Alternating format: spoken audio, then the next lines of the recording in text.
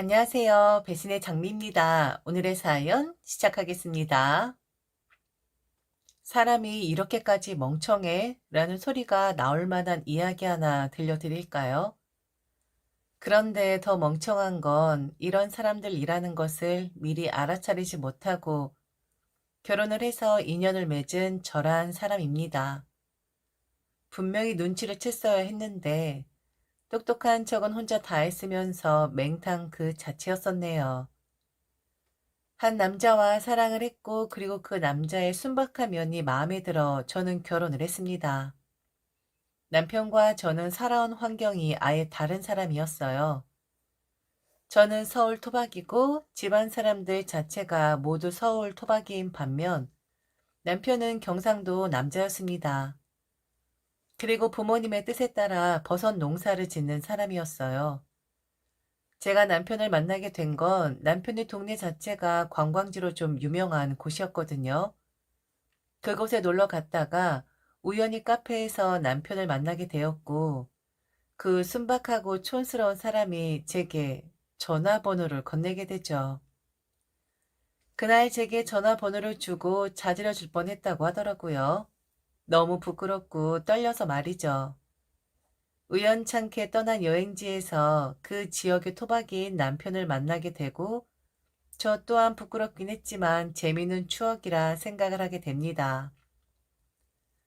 그리고 서울로 올라온 저는 까맣게 남편을 잊어버리게 됩니다. 그런데 저 모르게 친구가 남편에게 제 전화번호를 건넸더라고요. 친구 말에 따르면 저와 너무 잘 어울리는 남자인 듯해서 전화번호를 준 것이라 하더군요. 저는 한 번에 파혼 경험이 있는 사람입니다. 결혼 직전까지 갔다가 남자에게 다른 여자가 있다라는 것을 알고 소송 걸면서 파혼한 사람이에요. 그 파혼 이후 저는 어떤 남자도 만나고 있지 않았고, 그리고 제게 접근하는 남자라면 거의 치를 떨 정도로 그리 반응을 하는 사람이었거든요. 친구는 저보고 정신에 이상이 있는 것이라고 했고, 남성 혐오증에 걸린 사람 같다고 했습니다. 하물며 제게 정신과 치료까지 권했었죠. 너 문제야. 파혼했다고 해서 다들 너처럼 굴지는 않아. 남자 좀 만나라고. 혼자 살 거야? 그리고 네가 남자 안 만나고 혼자 사는 게 그게 결국엔 지는 거야?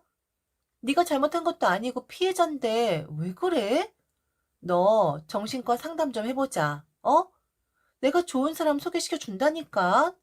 혼자 있지 말고 좀 만나라고. 무슨 소리야. 남자들은 다 거기서 거기라니까. 너 그 자식이 그런 놈일 줄 알았어? 그리고 네가 소개해주는 사람은 다들 빠꼬미들이야. 나는 이제 연애를 해도 좀 순수하게 하고 싶다. 순박한 그런 남자를 만나고 싶다고. 이것저것 제지하는 그런 남자. 정신과니 뭐니 그런 소리 하지도 마. 하여튼 너는 그 입이 문제야. 사람 심란하게. 한 번의 파혼으로 저는 분명히 상처를 입긴 했습니다. 비참했고 초라했고 그리고 파혼 책임 물어서 소송을 걸 때도 내가 괜히 진흙탕을 만드는 건 아닌가 하고 자책을 했었어요. 한마디로 분명 남자에게 책임이 있는데 제게 책임을 지었다라는 겁니다. 그 정도로 제가 상처를 받았다라는 말이겠죠. 남편은 순박하다 못해 어른이 저런 걸 모른다고 할 정도로 때가 묻지 않은 사람이었습니다.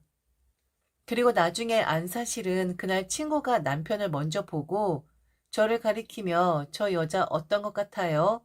라고 먼저 물어봤다고 하더군요. 마음에 들면 전화번호 한 번 주라고 친구가 남편을 부추겨 세웠더라고요. 그 정도로 친구의 눈으로 봤을 때도 남편은 순박하고 때가 묻어있지 않은 그런 사람이긴 했어요.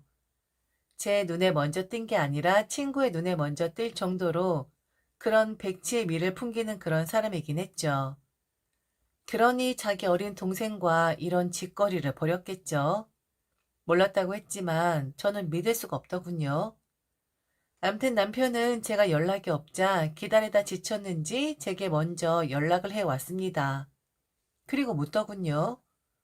왜 연락을 준다 했으면서 안 주는 거냐고요. 그날 다 알게 되었죠.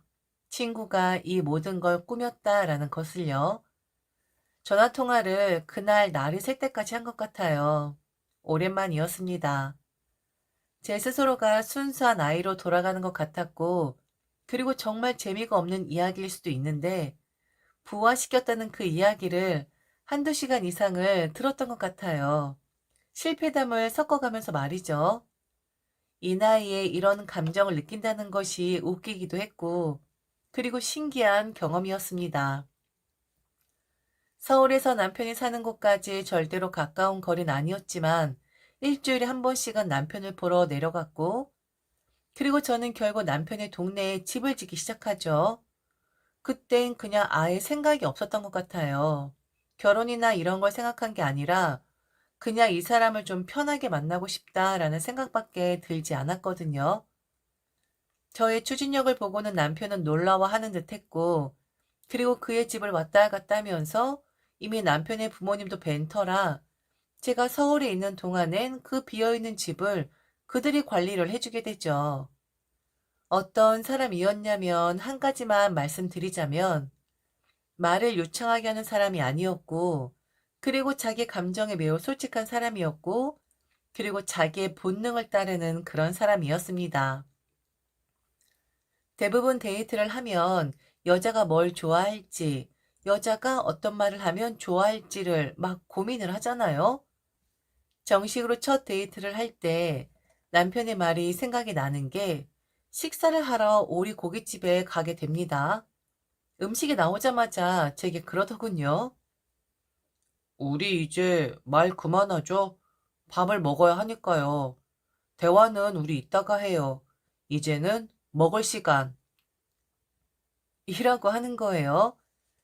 지금 생각해보면 이거 무슨 또라이인가 싶을 텐데 화려하게 말하는 남편이 아닌 제게 무조건 잘 보이려고 하는 게 아니라 자기 감정을 솔직하게 말하는 그 자체가 좋았습니다. 함께 있으면 즐거웠고 뭘 먹어도 열심히 먹게 되고 대화를 해도 재밌고 새끼 병아리 이야기를 하면서 몇 시간 동안 이야기를 하는 그 자체가 좋았습니다. 그리고 저희는 결혼을 결심하죠. 그런데 아시죠? 제가 한 번에 파혼 경험이 있는 거, 이건 알려야 하는 부분이라고 생각을 했기에 저는 남편에게 한 번에 파혼 경험이 있고 그래서 나는 최대한 식구들을 부르는 것을 자제하고 싶다. 결혼하다 시끌벅적하게 한 편이라 내가 낮에 시끌벅적하게 하면 그들에게 그날의 일을 떠올리게 할 수도 있다. 대신 당신은 하고 싶은 대로 해라. 다만 나만 사람을 소수로 해서 진정 나의 행복을 빌어줄 사람만을 초대를 하겠다라고 이해해 주기를 바란다고 했죠. 남편은 그것도 이해를 해줬습니다. 그때만 하더라도 제 마지막 짝을 찾은 거라 확신했습니다. 그런데 일은 결혼하고 1년 만에 터지게 되죠. 결혼하고 저희 부부는 서울에, 시부모님을 돕던 남편이 저와 함께 서울로 올라오다 보니 결국엔 타지에서 일을 하고 있는 어린 시동생이 시부모님의 일을 도와줄 수밖에 없었는데, 그래서 시동생은 타지에서 했던 일을 정리하고 시부모님이 계시는 그곳으로 오게 됩니다. 결혼 전 그리고 결혼 후에 딱 한 번 본 사람이었어요. 저희 결혼식 때 말이죠. 워낙에 혼자 행동하는 것을 좋아하는 사람이라고 했고, 가족들과 어울리는 거 힘들어하는 사람이라면서 남편은 그러려니 하라고 하더라고요. 뭐 시동생이라고 하면서 이것저것 귀찮게 하면 더 싫은 법인데, 자기가 알아서 거리를 두니 저는 오히려 좋더라고요. 그리고 남편이 시부모의 곁을 떠난다고 했을 때, 물론 마지못해 온 건 맞지만, 그래도 연세 드신 시부모님 위해 타지일 정리하고 들어와 살겠다는 시동생도 기특하게 생각이 되었었고요. 그런데 1년 뒤에 집에 들어갔는데 여자의 촉이라는 것이 있잖아요. 이상하게 제 서재 분위기가 좀 평소와는 좀 다른 겁니다. 그냥 기분 탓이겠지 했고 그냥 저는 아무 생각 없이 남편에게 물었어요. 혹시 오늘 우리 집에 누가 다녀갔냐고요. 그때 남편이 좀 허둥대면서 말을 하는 겁니다. 말문이 막히는 듯 버벅거렸고, 그리고 말을 더듬기까지 했었고요. 남편의 말로는 시동생이 다녀갔다고 하더라고요. 형수 보고 가고 싶었는데 부모님이 뭐 좀 시킨 게 있어서 잠시 서울에 온 거라고.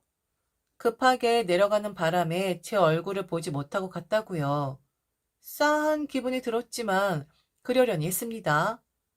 낯선 사람이 우리 집에 들어온 걸 내가 이렇게 감질하는구나 라고만 생각을 했고, 시동생이 올라와서 형 사는 집에 잠시 온 거 가지고 뭐라 할 순 없는 거잖아요. 그리고 뭐라 할 이유도 없고요. 그런데 일은 바로 3일 뒤에 터지고 말죠. 저는 전화 한 통을 받게 됩니다. 아, 그게 어떤 전화였냐면, 안녕하세요. 땡땡땡 되십니까? 저는 땡땡땡 법무사입니다. 땡땡 소재지에는 그 집을 증여하시는 것이 맞는지 확인차 전화 드렸습니다. 혹시 확인 가능할까요? 엥? 이게 무슨 소리야? 그 집은 바로 제가 결혼 전 남편의 동네에 지었던 그 집이었습니다. 그 집은 지금 별장으로 사용을 하고 있고, 그리고 난방이 좀 잘 되는 편이라 저희 부부가 그 집을 쓰지 않을 땐 시부모님이 오셔서 사용을 하시는 것으로 알고 있어요. 그런데 갑자기 법무사에게 전화를 받은 거죠. 그 집을 땡땡땡에게 증여를 하는 것이 맞냐고. 지금 녹취를 하고 있고 나중에 법적으로 문제가 되기 때문에 꼭 확인을 해야 하는 거라고. 제게 그리 묻는 겁니다. 이게 무슨 소리인가 싶었죠. 저는 당연히 무슨 소리냐. 내가 왜 그 집을 증여를 하느냐. 나는 그런 적이 없다. 지금 장난하냐. 법무사 아니라 보이스피싱 아니냐 하고 따졌죠. 당연하죠. 증여를 한다는 건 기본적으로 인감증명서와 초본 등의 서류가 필요합니다. 그리고 여러분들도 다 알다시피 인감은 본인이 아니면 발급이 되질 않습니다. 시도만 해도 법적으로 처벌을 받는 거라고요. 정말 저는 보이스피싱인 줄 알았어요. 그러지 않고서는 이 전화는 올 이유가 전혀 없었거든요. 그런데 그건 보이스피싱이 아니었습니다. 법무사가 맞았고, 그리고 그 법무사가 된 땡땡땡의 이름은 바로 저희 시동생이었어요. 시동생이 서류를 가지고 가서 증여 단계를 밟았던 것이었고, 그리고 그 서류는 재촉이 이상했던 날, 바로 그날, 저희 집에서 훔쳐간 것이었습니다. 남편은 몰랐다고 하더라고요. 그런데 여러분, 기본적으로, 상식적으로, 그걸 남편이 어떻게 모를 수가 있었을까요? 일주일 전에 필요해서 인감증명서를 3통을 떼어 놓았었는데, 한 통은 제가 처리해야 하는 일로 인해 사용을 했고, 집에는 제가 발급을 한 인감증명서가 2통이 있었습니다. 그럼 집문서는? 그걸 처음 우리 집에 온 시동생이 알아서 초능력이라도 발휘해서 그걸 찾았다고? 뭐, 수맥 찼습니까? 이런 건 얼굴을 보고 취조를 해야 하기 때문에 저는 바로 남편을 데리고 시부모님 댁으로 갔죠. 그리고 시동생을 앉혀놓고 물었습니다. 도련님, 몰랐어요? 서류가 다 있어도 그런 건 법무사가 확인을 하는 거예요. 정말 몰라서 그런 행동을 한 거예요? 아니, 그건 그렇다 치고 왜 그런 거예요? 도대체 왜 그런 거냐고요? 아니, 며느라. 아이고, 그게 말이다. 이놈이 좋아하는 여자가 있는데 집문서를 보여줘야 결혼을 하겠다라고 했다더라.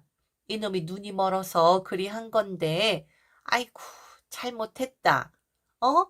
아니, 저 집이 거의 비어 있으니까 우리는 그리 해도 되는 줄 알았지. 이놈이 법무사 통해서 하면 금방이라고 해서 잠시 담배 피러 간 사이에 법무사가 너한테 전화를 한 듯한데, 아이고, 미안하다. 정말 미안해. 다시는 이런 짓 안 하마. 어? 절대로 안 해. 아, 하고 안 하고가 중요한 게 아니라 지금 도둑질을 한 거잖아요. 당신 정말 몰랐어? 어? 진짜로 몰랐냐고. 형수님, 형은 정말 몰랐어요. 제가 가서 형 몰래 뒤져본 거예요. 그런데 이게 사람이 돌려고 작정을 했는지 여러분은 족족 필요한 서류들이 눈에 띄더라고요. 진짜 제 잘못입니다. 형수님 죄송합니다. 제가 집을 갖고 싶어서, 그래서 너무 죄송해요. 아, 도련님, 뭐 수백 찾아요? 무슨 말도 안 되는 소리를 하고 있어요. 지금 그걸 저보고 믿으라는 소리예요? 저는 이만 가보겠습니다. 그리고 당신은 여기 있어. 이제 앞으로 당신은 이곳에서 지낼 테니까. 어? 아니, 며느라, 그게 무슨 소리냐? 이깟 일로 뭐 이혼을 한다라는 말이냐? 사람이 그러면 안 되지. 아니, 파오나 너도 받아줬는데 비어있는 집 가지고 장난 좀 쳤다고 이혼을 해? 이건 너무하는 거다. 네가 지금 제정신이 아닌가 본데. 원래 시골 사람들은 그렇게 생각해.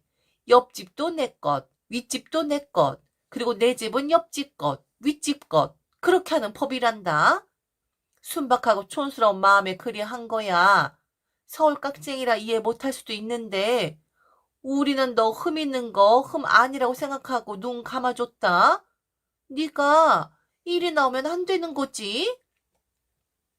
아, 파혼이 흠이었구나. 그럼 도둑은 뭐라고 해야 하지? 도둑질은 범죄예요, 범죄. 아휴, 알았어요. 니들은 법무사를 썼지? 그럼 나는 변호사를 쓸게. 이혼 쉽게 안 하겠다 이건데 그래 알았어. 어디 제대로 법적으로 털려봐야 정신을 차릴 것 같네. 파혼이라는 흠 만들 때 제가 그거 소송하면서 제대로 턴 사람이거든요. 그래요. 그럼 한번 해보죠. 흠 있는 여자와 도둑질하는 동생 둔 남자의 싸움. 볼만하겠는데요? 바로 변호사 선임해서 저는 이혼소송 들어갔습니다. 다들 아시겠지만 중요 서류를 훔치는 건 그건 엄연한 범죄입니다. 자기들도 알게 되었는지 합의 이혼을 하겠다 하더라고요. 그렇게 저의 결혼 생활은 2년을 못 채우고 끝이 났습니다. 저한테는 욕망이 있었던 것 같아요. 내 눈이 맞다라는, 내 눈이 맞기에 내 확신을 믿기에 이 남자가 최선일 것이라는 헛된 욕망과 기대요. 한 번의 파혼 그리고 한 번의 결혼 실패. 누구는 그냥 한번 넘어가도 되는 것 아니냐고 합니다. 어차피 걸릴 거였는데 모르고 그냥 법무사 찾아간 그들이 어찌 보면 순박한 거라고요. 사기를 치려면 확실하게 쳐야 하는데 그런 주제도 못 되지 않냐고. 그런데 한 번의 믿음이 깨져버리니까 그거 안 돌아오더라고요.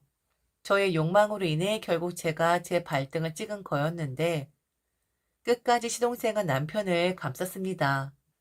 그 지난 형제 계속해서 이어가라 했고 그리고 저는 순박한 남자와 영원히 이별을 했네요. 후회는 없습니다. 의심 가는데 그냥 살 순 없는 거잖아요. 그리고 결혼? 남자? 역시 없이 사는 게 속 편한 것 같더라고요. 지금의 제 삶에 만족하고 그리고 헛된 욕망을 품는 어리석은 여자는 그만하려고요. 지금까지 들어줘서 진심으로 감사합니다. 이상 대신의 장미였습니다.